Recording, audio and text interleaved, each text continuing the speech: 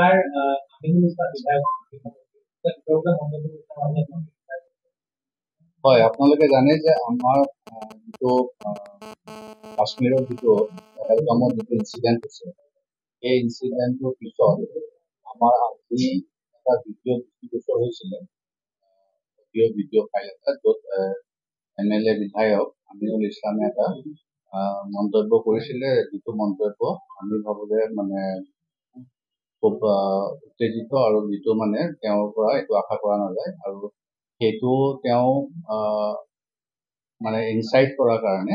সেই মন্তব্যটো তেখেতে দিছে আৰু সেই মন্তব্যটো আমি অফেন্স হিচাপে লৈছো আৰু সেইটো আমি এটা কেছ ৰুজু কৰিছো কেছ নম্বৰ হ'ল 347/2025 আমি তেওঁক ইতিমধ্যে এৰেষ্ট কৰিছো আৰু অহা কাইলৈ ৰাতিপুৱা আমি কোৰ্টত প্ৰডিউচ কৰি তেখেতে এজন বিধায়ক হৈ যিটো মন্তব্য কৰিছে যে সেই মন্তব্যটো মানে এটা এই পৰিস্থিতিত এটা বৰ দুৰ্ভাগ্যজনক মন্তব্য আৰু এইটো আমি চিৰিয়াছলি লৈছো আৰু আমি বিহিত ব্যৱস্থা তেওঁৰ ওপৰত লৈছো হয় আমি অহা কাইলৈ তেখেতক আদালতত হাজিৰ কৰিম আৰু তাৰপিছত আমি তদন্ত আগবঢ়াই লৈছো সেকশ্যন কেইটা লৈছো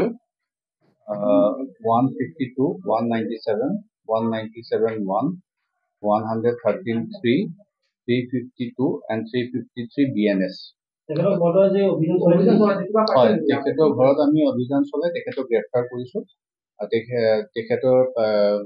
আমি এতিয়া আমি সোধপোছ কৰিম আৰু কালি আমি পুলিচ কৰিম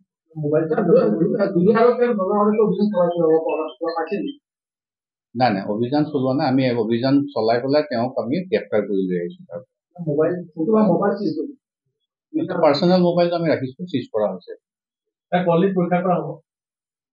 নাই এতিয়া আমি তদন্ত কৰিম আৰু বাকীখিনি পিছত আপোনালোকক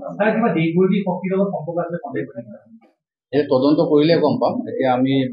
মোবাইলৰ তদন্তখিনি কৰি চাওঁ আৰু কিয় তেওঁ মন্তব্য দিছে এইটো গুৰুত্বপূৰ্ণ কথা তেওঁ কি কাৰণে এই কথাটো ক'লে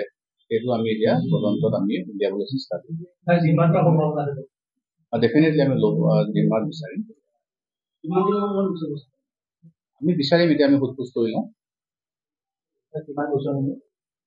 গোচৰ নম্বৰটো হ'ল 347/2025 চমুটো কেছটো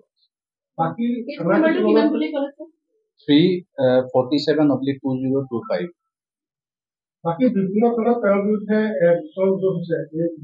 এতিয়ালৈকে মই